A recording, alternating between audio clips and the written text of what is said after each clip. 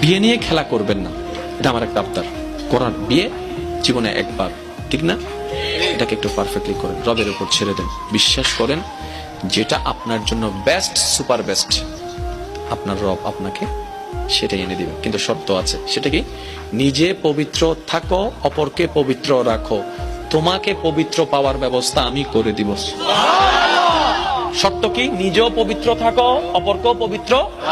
এবার আমার অনেক ভাইয়েরা বলে যে প্রেম করব 10 জনের সাথে, বিয়ে করব একজনকে। কি চালাকছ, বুঝেন না মনে আমার কথাটা? প্রেম করব 10 জনের সাথে, বিয়ে করব একজনকে।